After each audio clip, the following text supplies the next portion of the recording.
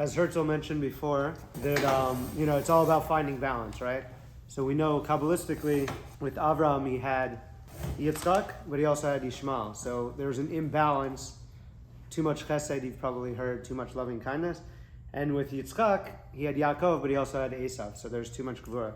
So only with Yosef and all the 12 tribes that came out of Yaakov, we see that there's this balance of Tiferet. So it's really about finding this balance. And it's actually interesting, Kabbalistically, we learn that the brothers of Yosef, the reason why they did these different things to Yosef is because they thought, just as there was Esav and Yaakov and then Yitzchak and Ishmael, they thought Yosef was actually the Esav or the Ishmael. They thought there still has to be this sort of imbalance that's still happening. And there isn't this tikkun, this rectification and this balance of Tiferet, which actually happened with Yaakov, and that's why the 12 tribes and were called Bnei Israel. It comes out of Yaakov because it is that perfection and that sort of balance that we see through Yaakov. So Carrie Fisher has a line, take your broken heart, turn it into art. And life is really about taking tragedy and turning it to triumph, and taking darkness and bringing out the light.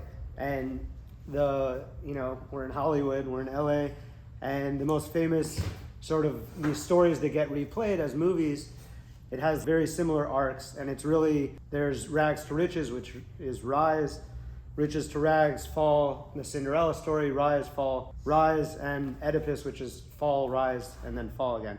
And in this story with Yosef and his brothers, we also see, they have this sort of animosity, as Herzl told, and we see how this plays out, and he gets sold as a slave, and all these different things happen. And normally in the story, it's like if you're reaching the lowest part and you're in jail and somehow you get to the top, Pharaoh's like the king of the world, so he's basically second to that. So the normal thing, if you're going with nature and you're going with sort of like the natural inclination that you have as a person, you see this as a way or an opportunity to exact revenge.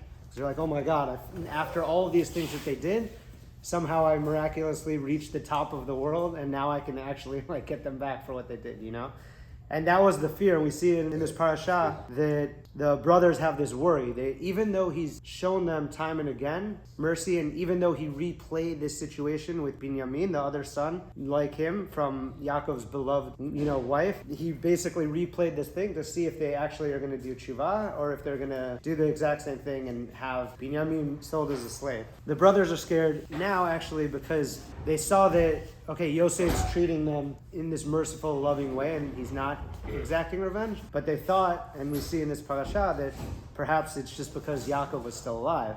So they had this fear, okay, Yaakov's dead now, we're screwed, So they think perhaps Yosef will nurse hatred against us, and then he will surely repay us the evil that we did to him. Even though time and again he had shown that that wasn't the case. And we know, or you probably heard that Safek, doubt, and Amalek has the same gematria. So there's that correlation between the two. And Amalek is the nation and notion that we need to eliminate from the world, but also within ourselves, because this doubt and fear keeps us from being aligned and from having the balance that Herzl talked about earlier. So just a personal story, a few weeks ago, I had my own sort of, we have these things that we bring to any situation. I had one of my friends, when he was single, I invited him for Shabbat every single Friday. I didn't want him to ever not have Shabbat, like having dinner by yourself, it could be a depressing thing, or trying to figure out where you're going to go, you want to be with people and with community. I was married at the time. My ex-wife is an incredible cook, and so you want to share that, and so I'd bring him all the time. And then, fast forward, I ended up getting divorced, and I was the single person, and he's married. I actually introduced him to his wife in a bit of a way. And I started to feel a little bit of resentment because I'm like, shouldn't I get repaid for all the kindness that I showed him? So I started to feel like a certain way. It's like now I'm the one that doesn't really have plans, and it would be nice if maybe he invited me. And also we had worked together, and I guess there was something that came up at one point. So anyway, the point is I saw him at Trader Joe's a little while ago, and part of me was thinking, maybe I'll just walk by him, I don't want to deal with this, blah, blah, blah. I have my own thing. And we ended up talking, and he was holding on to his own thing, that we got into a fight about something that we were working on. I actually forgave him, and he was holding on to it, and he told me, I'm so sorry, I've been meeting with this therapist to talk about it, and it's so crazy what people have in their heads and what they're holding on to, because I told him then, I'd never thought about that again. I've said, it's all good, I forgave you, and I never thought about it again. And he was holding on to this And he told me that was why he was kind of out of touch and all this stuff. And you like see in this situation, you're like able to unload this thing and give the person balance. And in Mishpatim, in Shemot, there's this verse that you can learn so much from. If you see your enemy's donkey under a load, that you should unload this, help him to unload this situation. And what we learn here, I think the Khatam Sofer and Chazal teach that really like you're unloading this sort of animosity that you have in your own heart and what they have in their heart, because this action that you're doing of showing loving kindness, you both are able to kind of have these different things that you're holding on to dissipate and come together in that situation. So you have to go above nature to go sort of what Yosef was doing, and he's not exacting revenge, he's going above that and sort of unloading. And so they said to Yosef, before his death, your father left this instruction. So shall you say to Yosef, forgive, I urge you, the offense and guilt of your brothers who treated you so harshly. Therefore, please forgive the offenses of the servants of the God of your father. And Yosef was in tears as he spoke to him. And the Khatam Sofer points out the wording here, that the brothers were characterized simply as achecha, your brothers. And then they're elevated to the status of avdei elokecha avicha, servants of your father's God. And in this pasuk, we see that basically they're trying to say and point out that they had done tshuva and regained their status.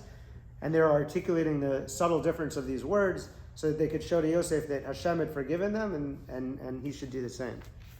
So I'm just going through just a couple ideas from my book, which is the first book. The next one comes out for Shemot. You can get it already. So yeah, basically, talking about bringing it back to doubt, which is Safek and Amalek, and getting rid of this. So communication, as we see, like going towards your enemy and really like going past the nature that you normally think, holding on to your pride and going into bitul, communication, forgiveness, and everything that Yosef was showing, that he like let go of it. In Kohelet it says, I saw advantage to wisdom over foolishness, like the advantage of light over darkness. So this is how we bring in the light, and this is how we bring in more love and mercy and compassion. And compassion is something that you could try to overdose on, and in most instances, it's something that will never be enough. So we have to learn from Yosef that we have to bring the compassion and love, and that could take away the safek for the other people, and the Amalek, this sort of doubt that bubbles in between different relationships with ourselves, with other people, and have that dissipate. And Shabbat Shalom.